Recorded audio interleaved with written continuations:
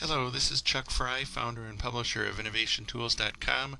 In the next couple of minutes, I'm going to give you a brief overview of what it means to cultivate an insight outlook.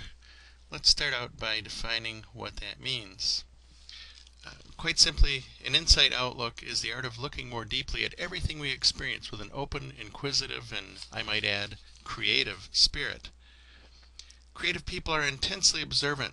They pay careful attention to everything they think and hear, and they realize that their environments, the people they talk to, the places they go, the things they read or hear on the radio or TV can lead their thinking in fresh, exciting directions, which can lead to new ideas and opportunities.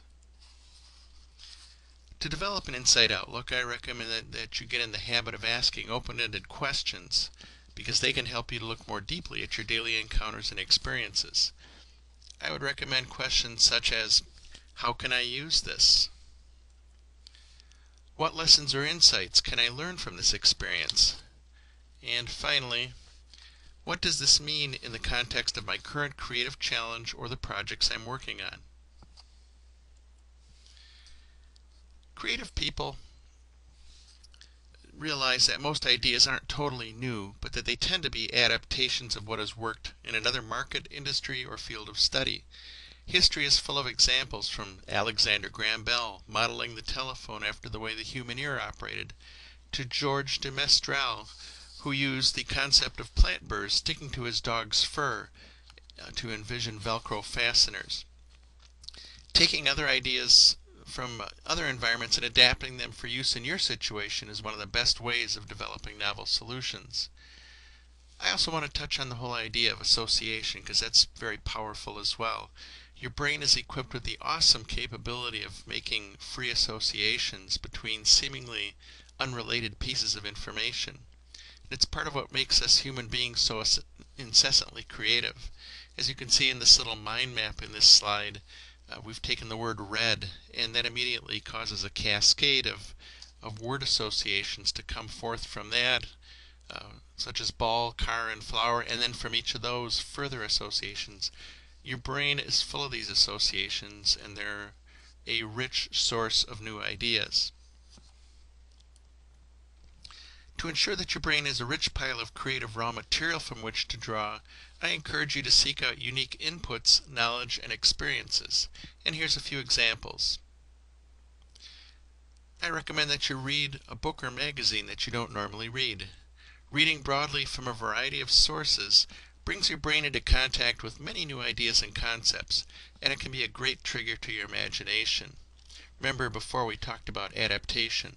Again, the books and magazines are a great way to find things that you can adapt to your current situation or challenge.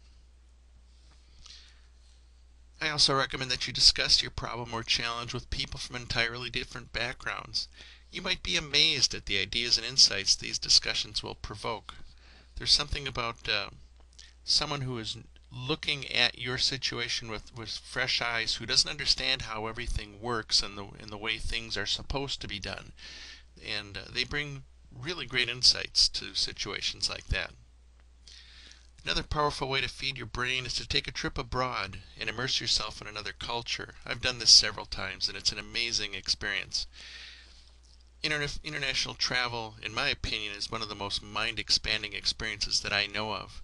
Your senses are heightened as you experience new practices, customs, and beliefs, and that tends to create a fertile field in your mind for new ideas to grow. Here's another technique that, pretty much all of the people listening to this video do every day, but they don't really think about it in this context. Think about surfing the web, following links and connections to see where they lead, letting serendipity take over. Inevitably, you'll find some fascinating nuggets of information that you wouldn't have otherwise come across, that you might be able to apply to one of your projects or challenges. And finally, I encourage you to be on the lookout for analogous situations in other industries or fields. Remember the whole adaptation theme again? How did someone else solve a similar problem? What elements of their solution can you adapt to your situation? That's a great technique to come up with great solutions for your problems or challenges. In short, cultivating an insight outlook is one of the most practical ways that you can use to become more creative in your daily life. And in closing, for more insights like the ones that I've just shared with you, I strongly encourage you to check out my new Creativity Hacks ebook, which can be found at www.creativityhacks.com. Again, this has been Chuck Fry from Innovation Tools. Goodbye.